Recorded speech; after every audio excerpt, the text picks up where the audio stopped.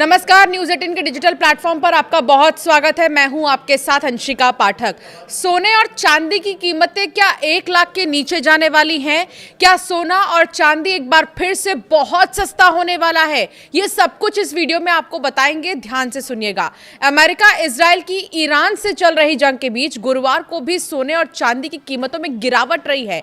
India Boolean and jewellers association के मुताबिक गुरुवार को 10 ग्राम 24 कैरेट सोना 4,245 रुपए घटकर 1,47,000 रुपए पर आ गया है। इससे पहले बुधवार को ये 1,51,000 पर था, तो वहीं 1 किलो चांदी 12,000 रुपए घटकर 2,28,000 रुपए रह गई है, जो 25 मार्च को 2,40,000 रुपए के करीब थी। अमेरिका ईरान जंग के कारण सोना 34 दिन में 12,000 से ज्यादा और चांदी 38,000 से ज्यादा सस्ती हुई है। कुल मिलाकर सोने और चांदी की कीमतों में गिरावट देखने को मिल रही है। इसीलिए अगर आप अभी निवेश करने की सोच रहे हैं या सोना खरीदने की सोच रहे हैं तो थोड़ा रुक जाइए, क्योंकि कीमतें और भी नीचे जा सकती हैं। अलग अलग शहरों में सोने के दाम अलग अलग होने की 4 वजह होती हैं। एक तो ट्रांसपोर्टेशन और सिक्योरिटी।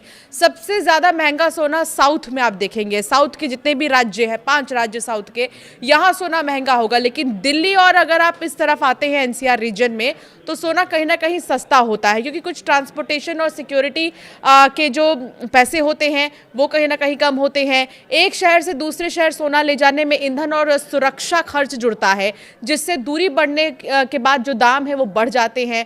खरीदारी की जो मात्रा है वो भी एक बड़ी वजह हो सकती है। अलग अलग शहरों में सोने के और चांदी के दाम अलग होते हैं। दक्षिण भारत में ज़्यादा खपत होती है, करीब 40%, और इसी कारण ज्वेलर्स बड़ी खरीद करते हैं, लेकिन छूट का फायदा सीमित रहता है। लोकल ज्वेलर्स एसोसिएशन भी एक बड़ा फैक्टर है। राज्य और शहर के ज्वेलर्स एसोसिएशन स्थानीय मांग सप्लाई के आधार पर रेट तय करते हैं। पुराना स्टॉक और खरीद मूल्य भी एक बड़ी वजह है। ज्वेलर्स का खरीदी रेट तय करता है कि वो ग्राहकों को कितनी कीमत पर ज्वेलरी बेचेंगे। तो सोना ऑल टाइम हाई से 30,000 सस्ता हुआ है। साल की शुरुआत की अगर बात करें तो सोने में तेजी थी, लेकिन हाल के हफ्तों में मुनाफा वसूली और ईरान जंग से गिरावट आई है। शुरुआती स्तर की अगर बात करें 31 दिसंबर 2025 से अगर हम देखें सोने के भाव को, तो 1,33,000 ऑल टाइम हाई रहा। 29 जनवरी 2026 तक ये 1,76,000 पर आ गया। मौजूदा स्थिति की बात करें तो अपने उच्चतम स्तर से सोना अब तक 30,000 से ज्यादा सस्ता हो चुका है। चांदी में भी क्रैश हुआ है। 3,86,000 रुपए चांदी थी, लेकिन अब यही चांदी 2,28,000 रुपए हो गई है। चांदी में सोने के मुकाबले ज्यादा उतार चढ़ाव रहा है और ये ऑल टाइम हाई रही है, और ऑल टाइम हाई से तेजी से नीचे भी आई है।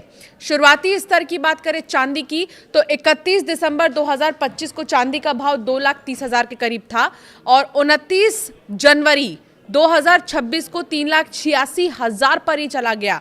लेकिन गिरावट के आंकड़े की अगर बात करें तो पिछले 63 दिनों में चांदी 1,58,000 सस्ती हुई है। आमतौर पर जंग के माहौल में सोने और चांदी के दाम बढ़ते हैं, लेकिन इस बार स्थिति बहुत अलग है। इस बार स्थिति उम्मीद से परे है। कैश की बचत एक बड़ी वजह से मानी जा सकती है। मिडिल ईस्ट जंग में निवेशक जोखिम से बचते हुए गोल्ड सिल्वर बेचकर कैश इकट्ठा कर रहे हैं, ताकि अनिश्चितता में लिक्विडिटी बनी रहे।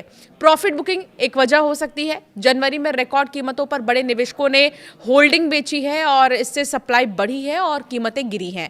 ब्याज दरों का असर भी एक बड़ी वजह है, एक बड़ा रीजन है क्यों आखिर सोने और चांदी के दाम युद्ध के बीच कम हो रहे हैं। अमेरिका के फेडरल रिजर्व के सख्त रुख से कीमती धातुओं की चमक फीकी पड़ गई है। कमोडिटी एक्सपर्ट का यह मानना है कि सोना और चांदी के दाम में आगे भी गिरावट जारी रह सकती है। ऐसे में निवेशकों को अभी सोने और चांदी में निवेश से बचना चाहिए। ज्वेलर्स से सोना खरीदते समय 2 बातों का ख्याल रखना बहुत जरूरी है। एक तो सर्टिफाइड गोल्ड होना चाहिए, और दूसरा फैक्टर जो है कि बहुत ज़्यादा ज़रूरी है वो ये कि कीमत क्रॉस चेक आप ज़रूर करें, क्योंकि अलग अलग कैरेट्स की कीमतें अलग अलग होती हैं। चाहे वो 24 कैरेट हो, 22 कैरेट हो, 18 कैरेट हो, उसके हिसाब से कीमतें अलग अलग होती हैं। तो कुल मिलाकर वॉर लाइक सिचुएशन के बीच या वॉर सिचुएशन के बीच में सोने और चांदी की कीमतें, जहाँ पर हर कोई चाहता है कि सोना और चांदी को रिजर्व करके रखा जाए, तो वहीं अब लिक्विडिटी की ओर लोग आगे बढ़ रहे हैं इस वॉर सिचुएशन में। और इसका असर भारत में अगर बात करें तो सोने और चांदी की कीमतों में लगातार गिरावट देखने को मिल रही है।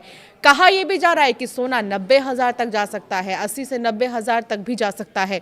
तो इसीलिए आप अगर निवेश कर रहे हैं तो एक बार में निवेश ना करें, बल्कि धीरे धीरे आप निवेश करें। ये चीज़ आपके लिए बहुत ज़्यादा फायदेमंद साबित होने वाली है। आपकी राय क्या है? सोने और चांदी को लेकर कोई सवाल है तो हमें ज़रूर कमेंट कर आप पूछ सकते हैं।